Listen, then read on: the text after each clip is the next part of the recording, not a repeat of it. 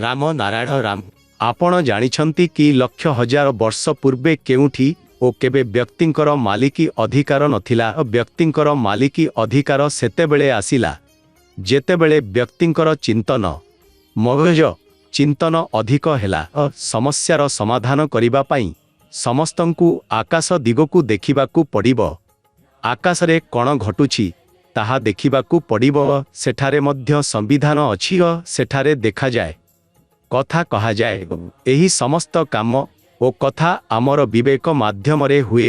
एही कथा आमकु सुनिबाकु हेबो बुझिबाकु हेबो ओ एहाकु पृथ्वीरे लागू करिबाकु हेबो। प्रकृतिरे जे सिस्टम अछि से सिस्टम समग्र पृथ्वीर समस्त लोक मिसी बसी चिंतन करी चिंता करी समाधान करिबाकु हेबो।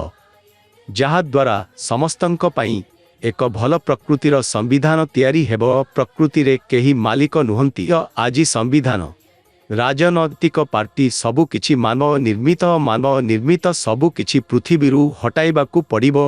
मु आजी मध्य समस्तंकु सहित नेई चाले समस्तंक सहित मेहनत करी कमाए। मु केबे जाहारु केबे टंका नेइनी। मोर एक दल अछि ओ आमे समस्ते मिसी मेहनत करी पेट भराउछु। एही प्रकार समस्तंकु मिसी एक आवाज उठाइबाकु हेबो। जहा आमर जन्मर अधिकार सेथिरे आमकु देबा उचित।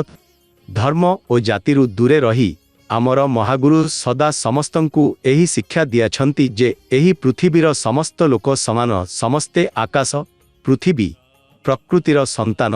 एही चिंताधारा नेई सेमाने संतान दल गठन करिथिले जेउठारे समस्तंकु समान माना जाए। काहारु काहाकु कोनोसी भेदभाव नाही। महागुरु कहंती प्रकृति हेउछि सबु किछि। आजी आम पाखरे जहा अछि सबु आकाश ओ प्रकृति मध्यमरु हेउछि। मनिषर क अन्नसी अस्तित्व नाही। आपण केबे भाबिछंती कि सूर्यर धर्म कण चंद्रमार धर्म कण पवनर धर्म कण आकाशर कोनोसी बैंकरे अकाउंट अछि कि सूर्य चंद्र पवन पानी सेमानंकर मनमानी करि पारिबे कि नाही। तेबे काहींकि मनीष एहा न शिखे आकाशर धर्म ग्रहण करे नाही। मनीष केबे जागृत हेब भूलिबे नाही। प्रकृतिर निज एक विद्यालय अछि जेउठारे समस्ते पास हुनाहांती। प्रकृतिर जे कॉन्सेप्ट अछि सेथिरे आमकु बुझिबाकु पड़िबो। प्रकृति आमकु प्रचुर देइछि किंतु आमे निजे निजर शत्रु। केउठी केही निज पूजा करे कि समस्ते प्रतिमा पूजा करंती नमाज पढ़ंती मसजिदकु जांती। मानव निर्मित धर्म ग्रंथ पढ़ंती ओ पूजा करंती। हेछि आकाश ओ प्रकृति हेउछि आमर सबुठारु बड़ धर्म ग्रंथ। एहाकु पूजंतु एहाकु मानंतु। एहा हेउछि आमर खरा पूजा भक्ति पुस्तक ओ सबु किछि। आपण माने एहाकु काहींकि मानंती नाहंती। एहा हेउछि आमर गुरुजींकर कॉन्सेप्ट संतान दलर कॉन्सेप्ट।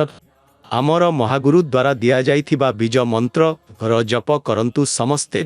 एहा द्वारा समस्तंकु गर्जा मिले शक्ति मिले। आपणंक जीवन सुधरे समस्त समस्यार समाधान आपणंकु आपोआप मिले। केवल सहित जड़ित रुहंतु।